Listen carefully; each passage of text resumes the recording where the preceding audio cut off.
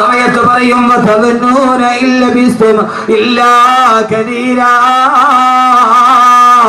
ആരുടെ മണ്ണിൽ കൊണ്ടുപോയി നമ്മളെ വെച്ചിട്ട് അതിന്റെ ഉള്ളിൽ മണ്ണ് മാറിയിട്ട് എല്ലാവരും തിരിച്ചുപോയി. ഒരു 100 വർഷം കണിയാപുരം പള്ളിയുടെ കബർസ്ഥാനിൽ കിടന്നാലും ആ കിടന്ന സമയം ഒരു സെക്കൻഡ് പോലെ കഴിഞ്ഞു പോകുന്നവർ നാളെ പരലോകത്തത് പറഞ്ഞുകൊണ്ട് സ്വർഗത്തിന്റെ അടിയിലേക്ക് നടന്നു പോകുന്നവർ അല്ലാഹുവേ അല്ലാഹുവേ അല്ലാഹുവേ ഞങ്ങളെ നീ എതിരെപ്പെടുത്തണേ അല്ലാ. സഹോദരങ്ങളെ, ചിന്തിക്കാത്തതെന്താ? ആ മരണം അടുത്തു വരുമ്പോ ചിന്തിക്കാത്തതെന്താ?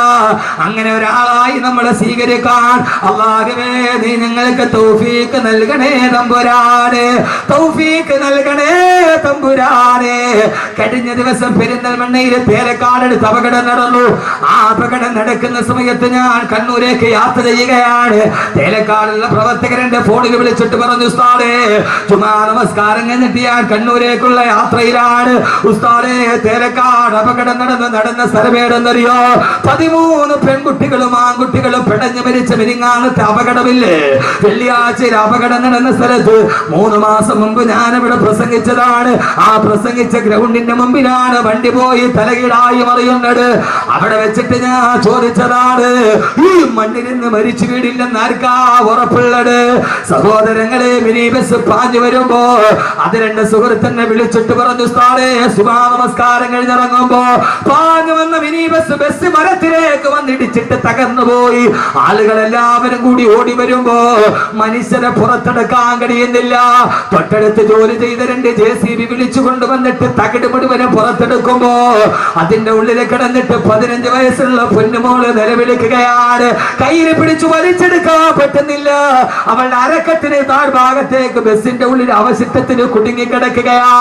അവൾ കിടന്ന് നിലവിളിച്ചു 3/4 മണിക്കൂറോളം 10,000 ഓടിക്കൂടിയിട്ട് ധരിച്ചു നിൽക്കാനല്ലാതെ രക്ഷിക്കണേന്ന് നിലവിളിക്കുമ്പോ ഒരു സുന്ദരി പെൺകുട്ടി നിലവിളിക്കുമ്പോ പിടിച്ചു കയറ്റാൻ കഴിയാതെ JCB വന്നിട്ട് തകിടങ്ങട് മാറ്റിയിട്ട് വലിച്ചെടുക്കുമ്പോ ഉസ്താദേ കയ്യിൽ പിടിച്ചു വലിച്ചെടുക്കുമ്പോ അവളുടെ നിലവിളി അവസാനിച്ചിരുന്നു. വലിച്ചെടുത്തപ്പോ അവളുടെ അരക്ക് മുകളിലോട്ടുള്ള ഭാഗമാണ് വന്നത്, അതിനപ്പുറത്തേക്കുള്ള ഭാഗമില്ല. ബസിന്റെ തകിടിന്റെ ഉള്ളിൽ പെട്ടിട്ട് അരയുടെ ഭാഗത്ത് വെച്ചിട്ട് 2ആയിട്ട് മുറിഞ്ഞു പോയ 15 വയസ്സുള്ള പൊന്നുമോളുടെ 3/4 മണിക്കൂർ മുമ്പ് സ്വപ്നം കണ്ട് നടന്നു പോയവേ അവൾ അതിന്റെ ഇടയിൽ 2 കഷണമായിട്ട് ചിതറിത്തെറിക്കുമ്പോ എന്തേ സഹോദരങ്ങളെ, പൊട്ടിച്ചിരിച്ചും കൊണ്ടു നീ നടക്കുന്നു. കബറിൽ കടയിൽ കഫൻ തുണി നിന്നെയും നോക്കുന്നു. ആ ബസ്സിലിരുന്നിട്ട് പാരൽ കോളേജിലേക്ക് പോയ കോളേജ് വിദ്യാർത്ഥിനികളാ സീറ്റിലിരുന്നിട്ട് ആടിയും പാടിയും ചിരിച്ചുകൊണ്ട് നടന്നു പോകുമ്പോ പൊട്ടിച്ചിരിച്ചും കൊണ്ട് നീ നടക്കുന്നു. കടയിൽ കഫൻ തുണി നിന്നെയും നോക്കുന്നു. പൊട്ടിച്ചിരിച്ചുകൊണ്ട് നടന്നു പോകുമ്പോ അടുത്ത കടയിലിരുന്നിട്ട് കഫൻ തുണി നിന്നെ നോക്കി ചിരിക്കുകയാണ്. ചാടിക്കളിക്കുന്നാടുമെന്തറിയുന്നു പൊന്നുമോനെ. കൈ ഈ കുറ്റിയിൽ കെട്ടിയിട്ട് ആട്ടുംകുട്ടി കിടന്നിട്ട് ചാടുകയാണ്. ആട്ടുംകുട്ടി കറിയില്ലല്ലോ. അറക്കാരില്ല അറവുകാരൻ മറുഭാഗത്ത് കത്തിക്ക് മിനിസം കൂട്ടുന്നുണ്ട്. ഇങ്ങനെ ഒരു ആട്ടുംകുട്ടിയല്ലേ നീ? ആ മറുഭാഗത്ത് അറവുകാരൻ കത്തിക്ക് മൂർച്ച കൂട്ടുമ്പോ അറിയാതെ ആടിത്തു നിൽക്കുന്ന ആട്ടുംകുട്ടിയെ പോലെ ഈ ദുനിയാവിൽ ജീവിക്കുമ്പോ ഈ ദുനിയാവിലെ ഏറ്റവും ഒരു ആഗ്രഹം എന്തായിരിക്കണം? ഞാൻ പറയുന്നു, മറ്റൊരാഗ്രഹം ഉണ്ടാവരുത്. ഭാര്യയും മക്കളുമല്ല, പരലോകത്ത് കുടിമാടത്ത് നിന്ന് എഴുന്നേറ്റ് നിൽക്കുമ്പോ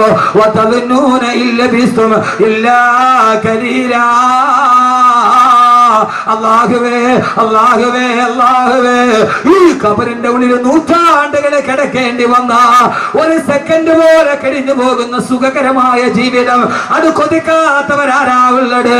അല്ലാഹു തൗഫീഖ് നൽകി അനുഗ്രഹിക്കുമാറാകട്ടെ. ഈ ദുനിയാവിൽ എല്ലാം അല്ല തന്നിട്ടുണ്ട്. വീട് തന്നിട്ടുണ്ട്, ബിസിനസ് തന്നിട്ടുണ്ട്, പണം തന്നിട്ടുണ്ട്, മക്കളെ തന്നിട്ടുണ്ട്, ഭാര്യയെ തന്നിട്ടുണ്ട്. ഞാൻ ഈ സദസ്സിൽ വെച്ചൊന്ന് വെറുതെ ചോദിക്കുകയാ, ഈ വിനീതന്റെ പ്രസംഗം കേൾക്കാൻ ഇവിടെ തടിച്ചുകൂടി ഓടിയവരോട് നാളെ പരലോകത്ത് ചെല്ലുമ്പോ എഴുന്നേറ്റാൽ ഉടനെ എനിക്ക് അറിസിന്റെ തണലേക്ക് നടന്നു പോകണമെന്ന ആഗ്രഹത്തോട് ഇൻഷാ അല്ലാഹ് ഈ സദസ്സിൽ വെച്ചിട്ട് അഹമ്മദ് കബീർ ബാക്കവി 18 വർഷമായി മതപ്രഭാഷണം നടത്തുന്നുണ്ട്. അല്ലാഹുവിന്റെ തൗഫീഖ് കൊണ്ട് ഞാനൊരു 4 മാസം മുമ്പ് പെരിന്തൽമണ്ണയ്ക്കുള്ള ഉടമല മക്കാമുറൂസിന് ബഹുമാനനായ സമസ്തയുടെ ആലിക്കുട്ടി ഉസ്താദ് അടക്കമുള്ളവരെ സദസ്സിലുണ്ട്, പാണക്കാട് തങ്ങളടക്കമുള്ളവരെ സദസ്സിലുണ്ട്. മൈക്ക് ഓണാണ്, ഞാൻ പ്രസംഗിക്കാൻ പോകുന്നു. തങ്ങളുടെ ഉദ്ഘാടകർ വന്നിരുന്നു. പ്രസംഗത്തിന് വേണ്ടി സ്വാധ്യക്ഷൻ എന്നെ ക്ഷണിച്ചു. എഴുന്നേക്കാൻ പോകുന്നതിന് മുമ്പ് മൈക്കോണാണ്. 12 വയസ്സുള്ള ഒരു കുട്ടിയുടെ കയ്യിൽ പിടിച്ചിട്ട് ഒരു മനുഷ്യൻ കയറി വന്നിട്ട് പറഞ്ഞു, ഉസ്താദേ എന്റെ കുഞ്ഞിന് 12 വയസ്സായി, 17 ദിവസം മുമ്പ് അവരുടെ തലവേദന വന്ന മദ്രസയിൽ തലചുറ്റി താഴെ വീണു. താങ്ങിയെടുത്ത് പെരിന്തൽമണ്ണ മൗലാന ഹോസ്പിറ്റലിൽ കൊണ്ടുപോകുമ്പോ ഡോക്ടർമാര് പരിശോധിച്ചിട്ട് പറഞ്ഞു, കുഞ്ഞിന് ബ്രെയിൻ ട്യൂമറാ, കുഞ്ഞിന് ബ്രെയിൻ ട്യൂമറാ. 17 ദിവസത്തിലധികം ഈ കുഞ്ഞു ജീവിച്ചിരിക്കില്ല, 17 ദിവസത്തിലധികം ഈ കുഞ്ഞു ജീവിച്ചിരിക്കില്ല. കേട്ട ഉമ്മ തളർന്ന് താഴെ വീണു. വാപ്പ പൊട്ടിക്കരച്ചിലായി.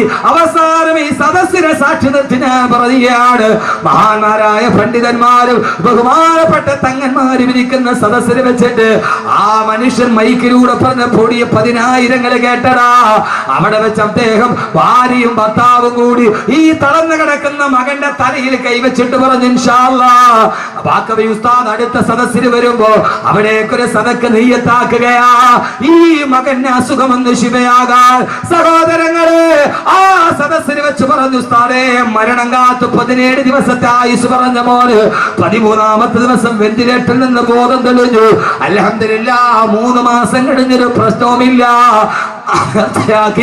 പൈസ ഉസ്താദിന്റെ കയ്യിലൊന്ന് ഏൽപ്പിക്കാൻ വേണ്ടി വന്നതാന്ന് പറഞ്ഞ് ആ സദസ്സിൽ നിന്നൊരു സംഖ്യ എന്റെ കയ്യിൽ ഏൽപ്പിച്ചിട്ട് ഏതാണ്ട് 30,000-ത്തിലധികം ആളുകൾ ഞാൻ മഹിഷറ എവിടെയാണെന്ന് പറയുന്നതിന് മുമ്പ്, ജീവിതം തുടങ്ങുന്നത് എവിടെയാണ്, ഭൂമിയിലാണോ ആകാശത്താണോ, ആദ്യം വരുന്നത് എവിടെയാണ് പറയുന്നതിന് മുമ്പ് ഈ തിങ്ങിക്കൂടിയ സദസ്സിന്റെ മുമ്പ് ഒരു ടെസ്റ്റ് ആയിട്ട് ഞാൻ ചോദിക്കുകയാ, ഇൻഷാ അല്ലാഹ് 30,000-ത്തിലധികം ആളുകൾ ഈ സദക്കയിൽ പങ്കെടുത്തിട്ടുണ്ട്. മാരകമായ ക്യാൻസർ വന്നിട്ട് ആമാശയം പഴുത്തു മാറിയിട്ട് അവസാനം ഡോക്ടർമാര് തള്ളിയ ഭാര്യയും ഭർത്താവും പോലും ഹജ്ജ് കഴിഞ്ഞിട്ട് തിരിച്ചു വന്നത് ഈ സദക്കയുടെ ബറക്കത്ത് കൊണ്ടാ. കാരണം എന്താ, ബാക്കവി ഇവിടെ വന്ന് പറഞ്ഞിട്ട് നാളെ ഞാൻ മലപ്പുറം ജില്ലയിൽ, നാളെ ഞാൻ കരുനാഗപ്പള്ളിക്കടുത്ത് ക്ലാപ്പനയിലാണ്. ഈ കണിയാപുരത്ത് കിടന്ന് നിങ്ങൾ ഉറങ്ങിയാലും 10,000 നിങ്ങൾക്ക് വേണ്ടി ആമീൻ പറയും. എത്ര ആളുകളാ കഴിഞ്ഞ ആലുവയിലെ വാർഷിക പ്രഭാഷണത്തിന് 1,00,000 യാസീൻ ഓതിയിട്ട് ദുആ ചെയ്തപ്പോ അല്ലാഹുവിന്റെ സദസ്സിൽ പല നിയ്യത്തുകൾ വെച്ചിട്ട് നേർച്ചയാക്കിയ ആരൊക്കെയുണ്ടോ അവരെ ഹലാലായ മുറാദുകൾ ഹാസിലാക്കണമെന്ന് പറഞ്ഞപ്പോ കേരളത്തിന്റെ അകത്തും പുറത്തുമുള്ള ലക്ഷക്കണക്കിന് ആളുകൾ ആമീൻ പറഞ്ഞ സദസ്സ്, അതിന്റെ ബറക്കത്ത് കൊണ്ടാണ് ഈ കാര്യങ്ങൾ നടക്കുന്നത്. ഇൻഷാ അല്ലാഹ് ഈ സദസ്സിൽ നിന്ന് ആരെങ്കിലും ഉസ്താദേ ഈ സദസ്സിന്റെ തുടക്കക്കാരനായി വാഫി കോഴ്സ് പഠിപ്പിക്കാൻ, ഈ കരിങ്കലിനെ കരയിപ്പിച്ച വിജ്ഞാനം പഠിപ്പിക്കാൻ, അടുത്ത കുട്ടികൾക്ക് കിടക്കണമെങ്കിൽ, അവർക്ക് ദറസ് പഠിക്കണമെങ്കിൽ, അവർക്ക് ഖുർആൻ ഓതണമെങ്കിൽ ഒരു വലിയ കെട്ടിടം കൂടി സ്ഥാപിക്കേണ്ടതുണ്ട്. ഈ സംഘാടകർക്ക് വലിയൊരു ആഗ്രഹവുമുണ്ട്. ഇൻഷാ അല്ലാഹ് ആ സംരംഭത്തിലേക്ക് ഏതാണ്ട് 43 ലക്ഷം രൂപ ചെലവ് വരുന്ന ആ സംരംഭത്തിലേക്ക് ആദ്യത്തെ ആളായി ഇൻഷാ അല്ലാഹ് ഞാൻ മരിച്ചാലും മണ്ണിന്റെ അടിയിൽ ഞാൻ പോയാലും എനിക്ക് കിട്ടുന്ന ഒരു സദഖ അല്ലാഹുവേ സ്വീകരിക്കണേ എന്ന നിയ്യത്തോട് ഏതാഗ്രഹം മനസ്സിൽ വെച്ചിട്ടാണോ അല്ലാഹു അതിനെ സ്വീകരിക്കുമാറാകട്ടെ. ഇവിടെ വെച്ച് വാഗ്ദാനം ചെയ്തിട്ട് 1, 2, 3, 4 ഭാഗമായിട്ട് കൊടുത്താൽ മതി, അല്ലാഹു സ്വീകരിക്കുമാറാകട്ടെ. ഒരു 66,666 രൂപ, സാധാരണ 6,666 ഞാൻ ചോദിക്കാറുണ്ട്. 66,666 രൂപ ഈ സദസ്സിൽ വെച്ചൊന്ന് വാഗ്ദാനം ചെയ്യാൻ അല്ലാഹുവിന്റെ റസൂൽ ചോദിച്ചാൽ ആദ്യമായിട്ട് പറയുന്നത് ഹബീബായ നബി മുഹമ്മദ് മുസ്തഫ, ഹബീബായ നബി മുഹമ്മദ് മുസ്തഫ, ഹബീബായ നബി മുഹമ്മദ് മുസ്തഫ സല്ലല്ലാഹു അലൈഹി വസല്ലം ചോദിച്ചാൽ ആദ്യമായിട്ട് ഒരാൾ പറയും അനയാ റസൂലല്ലാഹ്, ഞാൻ തരാ നബിയേ, ഞാൻ തരാ നബിയേ. ആ സമയത്ത് എഴുന്നേറ്റ് നിൽക്കും ബഹുമാനപ്പെട്ട സയ്യിദുനാ ഉസ്മാൻ ബിൻ അഫ്ഫാൻ अकबर रज़ियल्लाहु तआला अन्हु यही इंतहा है यही इब्तिदा है यही रास्ता है यही रहनुमा है यही इब्तिदा है इदान തുടക്കം यही इंतहा है ഇവിടെയാണ് ഒടുക്കം यही रास्ता है ഇതാണ് വഴി ഇതാണ് പാത ഇതിലൂടെയാണ് സ്വർഗ്ഗത്തിന്റെ പാത ഈ സ്വർഗ്ഗത്തിന്റെ പാത വെട്ടിത്തെളിച്ച നാളെ ഞാൻ ജനകോടികൾ പരലോകത്ത് പരിഭ്രാന്തിയോടെ നിറഞ്ഞു നിൽക്കുമ്പോ എന്റെ ബുറാക്കിന്റെ മുകളിൽ ഞാൻ കടന്നു വരുമെന്ന് എന്റെ ബുറാക്കിന്റെ മുകളിൽ ഞാൻ കടന്നു വരുമ്പോ എന്റെ തൊട്ടുമുമ്പിൽ എന്റെ ഒട്ടകപ്പുറത്തുണ്ടാകും എന്റെ പൊന്നുമോള് ബീവി ഫാത്തിമ അല്ലാഹുവിന്റെ റസൂല് പറയുകയാ എന്റെ തൊട്ടുമുമ്പിൽ എന്റെ ഒട്ടകപ്പുറത്ത് എന്റെ കരളിന്റെ കഷണമേ ഫാത്തിമ എന്റെ ജീവിതത്തിന്റെ വാത്സല്യമേ ഫാത്തിമ എന്റെ പൊന്നുമോള് ഫാത്തിമ ഉണ്ടാകും എന്റെ വലതു ഭാഗത്ത് അബൂബക്കർ ഉണ്ടാവും എന്റെ ഇടതു ഭാഗത്ത് ഉമർ ഉണ്ടാവും എന്റെ തൊട്ടുപുറകിലതാ അല്ലാഹു അക്ബർ അല്ലാഹു അക്ബർ അല്ലാഹു അക്ബർ അല്ലാഹു അക്ബർ അല്ലാഹു അക്ബർ അല്ലാഹു അക്ബർ എന്ന ബാങ്കം വിളിച്ചുകൊണ്ട് എന്റെ തൊട്ടുപുറകിൽ എന്റെ ബിലാൽ ഉണ്ടാകുമെന്ന് എന്റെ കറുത്തവനായ ബിലാൽ എന്റെ കറുകറുത്ത ബിലാൽ ആ ബിലാൽ ബാങ്കം വിളിച്ചുകൊണ്ട് എന്റെ പുറകിൽ വരുമ്പോ ഈ ദുനിയാവില് ബാങ്ക് കേട്ടപ്പോ ആരൊക്കെയാണോ പള്ളിയിലോട്ട് കടന്നു വന്നത്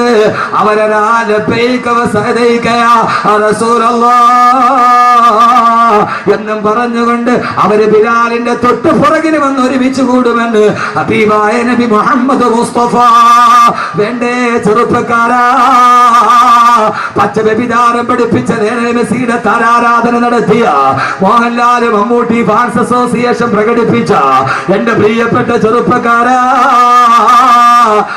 പോലെ മന്ദയും ഒക്കെ റോൾ മോഡലാക്കി മാറ്റിയ നാളെ ബിലാലിന്റെ പുറകിൽ നിൽക്കണ്ടേ നാളെ മഹിസറയിൽ ബാങ്ക് വിളിക്കാൻ കഴിയണ്ടേ അങ്ങനെ വരുമെന്ന് പറഞ്ഞ സഹാബത്ത് പറയുമ്പോ ഓ സമയത്താണ് അല്ലാഹുവിന്റെ റസൂലിനോട് സഹാബത്ത് പറഞ്ഞു തിരുദൂതരെ പ്രസംഗം നിർത്തല്ലേ നബിയേ പ്രസംഗം അവസാനിപ്പിക്കല്ലേ നബിയേ എന്തെങ്കിലും പരലോകത്തിന് രക്ഷപ്പെടാൻ എന്തെങ്കിലും പറഞ്ഞു തരാറ് അങ്ങനെ നിർത്തല്ലേ യാ റസൂലല്ലാഹ് അവിടുത്തെ ആളുകള് നമ്മളെ പോലെയല്ല നിങ്ങൾ ചിന്തിക്കുന്നുണ്ടാവും ഇയാളൊന്ന് വകന്ന് നിർത്തിയാൽ എഴുന്നേക്കാമായിരുന്നു അല്ല സഹോദരങ്ങളെ അല്ല അല്ല സഹോദരങ്ങളെ അല്ല അല്ല അല്ല സഹാബത്ത് പറഞ്ഞു നബിയേ നബിയേ നിർത്തല്ലേ നബിയേ അത് പറഞ്ഞിട്ട് നിങ്ങൾക്ക് ആഖിറത്തിലേക്ക് പ്രയോജനമില്ലാത്ത അത് നിർത്തല്ലേ നബിയേ എന്തെങ്കിലും ആഖിറത്തിൽ രക്ഷപ്പെടാൻ പറഞ്ഞതാ തിരുദൂതരെ റസൂലല്ലാഹ് ആ സമയത്ത് അല്ലാഹുവിന്റെ റസൂൽ പറഞ്ഞു സഹാബ എന്നാൽ എപ്പോഴും പറഞ്ഞുകൊള്ളുക യാദൽ ജലാലി വൽ ഇക്റാം